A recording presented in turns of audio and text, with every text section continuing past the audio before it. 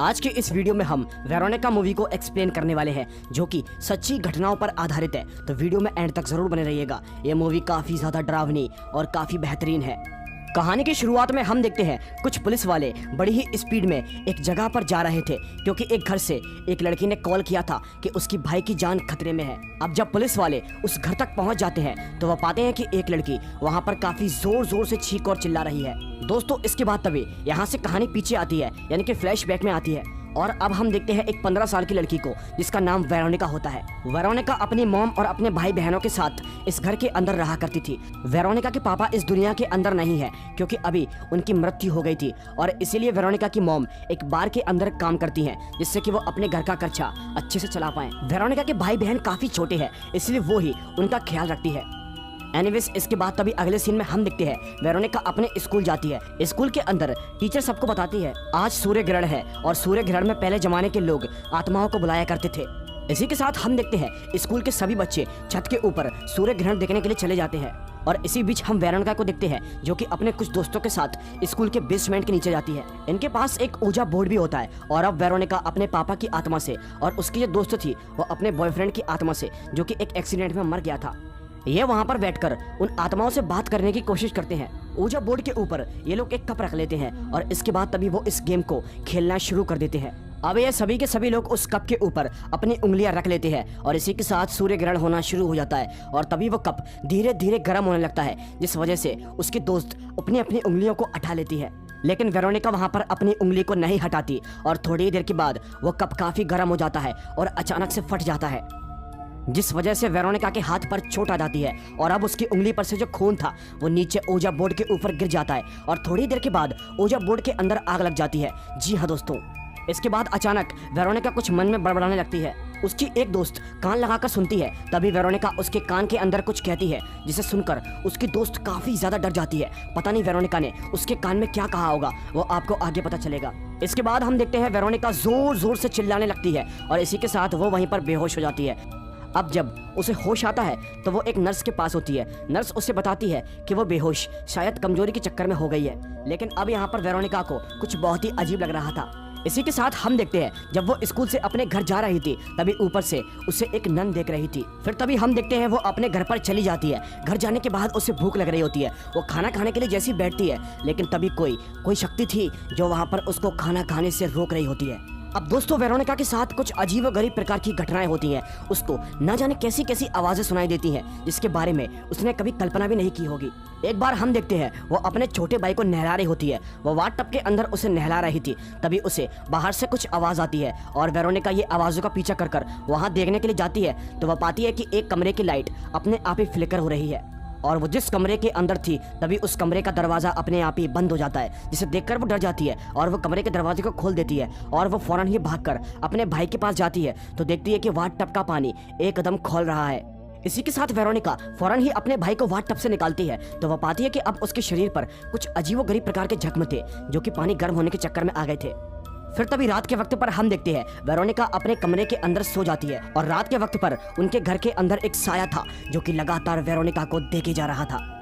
अब यहाँ से सीन कट होता है, और अगले सीन में हम देखते हैं अगले दिन को। यहाँ वेरोनिका अगली सुबह अपने स्कूल जाती है, और स्कूल के अंदर वो उसी बेसमेंट के अंदर जाती है। यहाँ वो कुछ जानना चाहती है, और तभी उस बेसमेंट के अंदर उसे वही नन दिखाई देती है, जो कि उस दिन उसको देख रही थी। अब हमको मालूम पड़ता है ये नन एकदम अंधी है, इसे कुछ भी दिखाई नहीं देता, लेकिन फिर भी ये नन वेरोनिका के अंदर या उसके आसपास भटकती हुई आत्माओं को देख पा रही थी। वो नन उसे बताती है कि तुम्हारे शरीर के अंदर किसी साए ने अपना कब्जा कर लिया है। अब वो नन उसके शरीर के अंदर से उस आत्मा को निकालने की कोशिश करती है, लेकिन वो पूरी तरह नाकामयाब हो जाती है।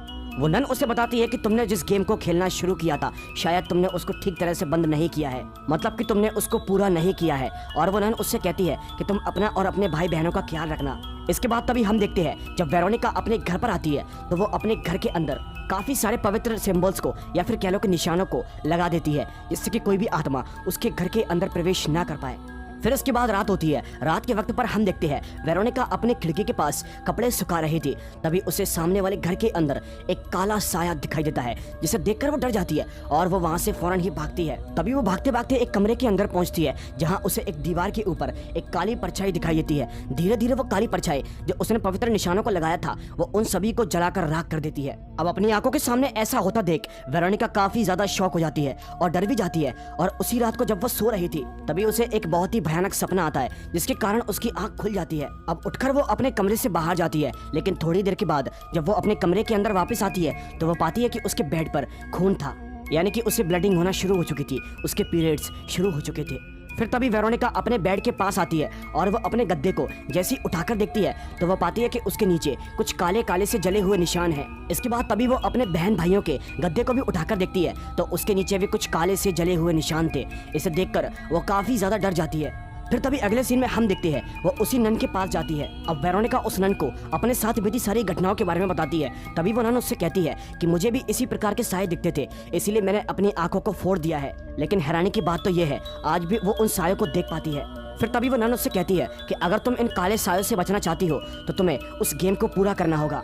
दरअसल इन लोगों ने ऊजा बोर्ड को खेलते समय उन आत्माओं से गुड बाय नहीं बोला था, इसीलिए वो आत्मा यहाँ पर है। और इसीलिए वो नन उससे कहती है कि तुम्हें ऊजा बोर्ड के जरिए उन सभी आत्माओं से बाय बोलना होगा, जिससे कि वो अपनी दुनिया के अंदर वापस चली जाएंगी। वेरोनिका अब उस नन की पूरी बातों को जान चुकी थी, इसीलिए वो एक पार्टी के अंदर जाती है और वो अपनी उन्हीं दोस्तों से मिलती है जिसके साथ उसने पहले ऊजा बोर्ड को खेला था। अब वेरोनिका उनसे मदद मांगने की कोशिश करती है, लेकिन वो उसकी मदद करने को मना कर देती हैं। और इसी के साथ वहाँ पर एक लड़की भी थी। ये लड़की वही है उस समय पर वेरोनिका ने उसके कान में कुछ बोला था और वेरोनिका ने ये बोला था कि 5 दिन के अंदर तुम्हारी मौत हो जाएगी।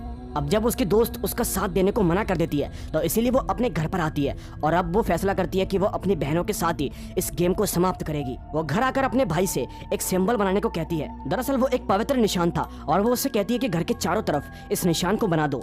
लेकिन जब उसका भाई उस निशान को बनाने के लिए जाता है तो उस घर के अंदर जो आत्माएं जो साए भटक रहे थे वो उसको ऐसा करने से रोकते हैं। और तभी उसका भाई पवित्र निशान की जगह कुछ ऐसे निशान बना देता है जिस वजह से वो आत्माएं इस घर के अंदर और अट्रैक्ट होती हैं। फिर तभी हम देखते हैं वेरोनिका उस ऊजा बोर्ड को तैयार करती है और अपनी बहनों को उस ऊजा बोर्ड के पास बिठाती है। तभी ये लोग इस कहानी को खत्म करने के लिए ऊजा बोर्ड के जरिए किसी आत्मा से कनेक्ट करना चाहते हैं और वो इसको खेलते खेलते अलग ही दुनिया में पहुंच जाते हैं। अब वेरोनिका उन आत्माओं से गुड बाय बोलती है, लेकिन वो आत्माएं ऐसा करने से मना कर देती हैं। इसके बाद तभी उनके पास रखी कैंडल्स अपने आप ही बुझ जाती है और घर की सारी लाइट अपने आप ही ऑफ हो जाती है। वेरोनिका डर जाती है और अब वो फौरन ही अपने फोन से पुलिस को कॉल करती है और कहती है कि मेरे भाई की जान खतरे में है। और तभी इसी बीच वो सामने की ओर देखती है कि कोई काला साया उसके भाई को लेकर चला गया है।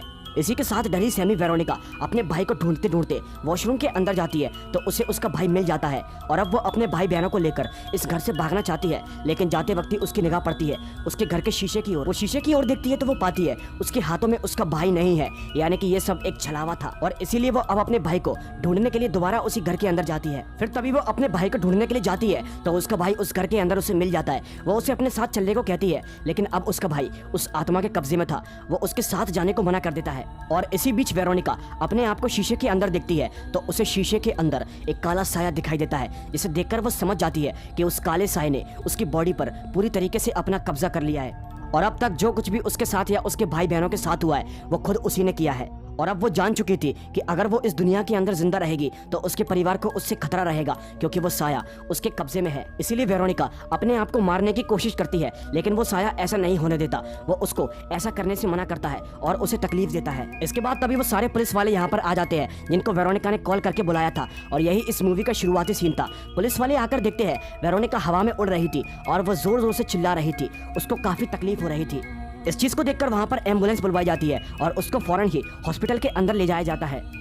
और फिर उस घर की जांच करने के लिए डिटेक्टिव वहां पर आता है और जब वो वहां पर जांच कर रहा था तभी वहां पर वेरोनिका की फोटो के अंदर आग लग जाती है और उसके पास एक कॉल आता है जहां उससे बताया जाता है कि वेरोनिका की अब मौत हो चुकी है। अब इस बात को सुनकर वो भी काफी शॉक हो जाता है और फिर तभी छानबीन करते करते अगले 5 सालों के बाद वो इस केस के बारे में ये लिखता है। ये केस एक पैरानॉर्मल एक्टिविटीज का था और इसीलिए वो इसकी जांच करना बंद कर देता है और इसी के साथ वो इस केस को हमेशा के लिए बंद कर देता है। और बस इसी के साथ ये मूवी यहीं पर खत्म हो जाती है। आपको वेरोनिका मूवी की ये कहानी कैसी लगी मुझे नीचे कमेंट करके जरूर बता देना। ये मूवी सच्ची घटनाओं पर आधारित है। अगर आप चाहते हैं कि मैं इसकी रियल स्टोरी को भी एक्सप्लेन करूं तो नीचे कमेंट कर देना। तो चलिए अब हम मिलते हैं आपसे फिर किसी एक नई कहानी में। तब तक के लिए बाय एंड